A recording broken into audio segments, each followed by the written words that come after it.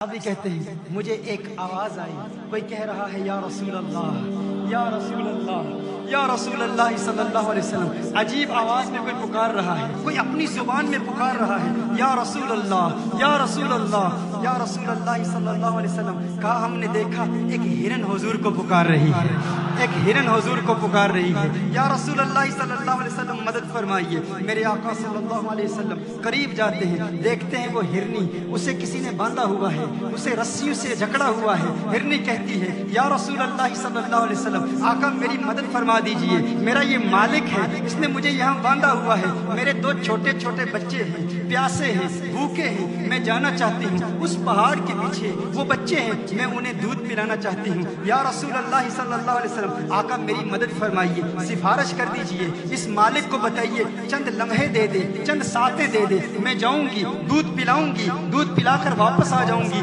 آپ کے قدموں میں حاضر ہو جاؤں گی۔ میرے آقا صلی اللہ علیہ وسلم نے ارشاد فرمایا، ہے ہرن میں تیری سفارش تو کرتا ہوں لیکن تو واپس آ جائے گی نا، تو آ جائے گی نا، تو واپس آ جائے گی۔ ہرن کہتی ہے یا رسول اللہ صلی اللہ علیہ وسلم، آقا وعدہ کروں کونین کے والی سے، وفا نہ کروں ہو نہیں سکتا، آپ سے وعدہ ہے واپس آ جاؤں گی۔ وہ ہرن وہاں سے جاتی ہے پہاڑی کی طرف۔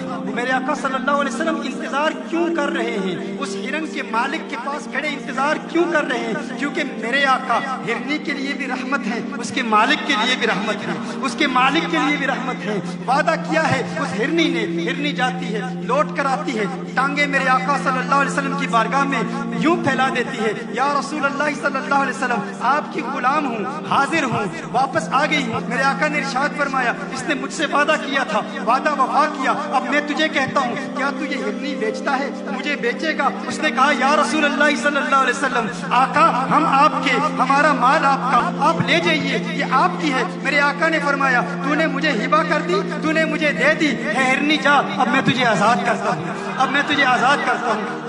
میرے آقا صلی اللہ علیہ وسلم نے ہرن کو آزاد کیا۔ جب ہرن کو آزاد کیا، حدیث کے الفاظ ہیں، ہرن جب وہاں سے جاتی ہے تو اپنے پاؤں زمین پر مارتی ہے، اپنے پاؤں زمین پر یوں مار رہی ہے گویا کہ ہرن رقص کر رہی ہے، رقص کرتے ہوئے کہ آج میرا سودا بازار مصطفیٰ میں ہوا ہے، آج میرا سودا بازار مصطفیٰ میں ہوا ہے، آج مجھے کونین کے والی نے خریدا ہے، خرید کے آزاد کیا ہے۔ ہرنی کہہ کیا رہی ہے؟ ہرنی اپنے پاؤں زمین پر مار کے رقص کرتے ہوئے موج میں کہہ رہی ہے، گویا کہ کہہ رہی ہے یہ ناز، یہ انداز ہمارے نہیں ہوتے، چولی میں اگر ٹکڑے تمہارے نہیں ہوتے، ملتی نہ اگر بھیک حضور آپ کے در سے، اس ٹھاٹ سے منگتوں کے گزارے نہیں ہوتے، یا رسول اللہ ہم بھی آپ کے غلام ہیں۔ ہرنی رقص کر رہی ہے، رقص کرتے ہوئے ہرنی کہتی ہے اشہد ان لا الہ الا اللہ واشہد انک رسول اللہ۔ ارے میں بھی گواہی دیتی ہوں، میں بھی گواہی دیتی ہوں،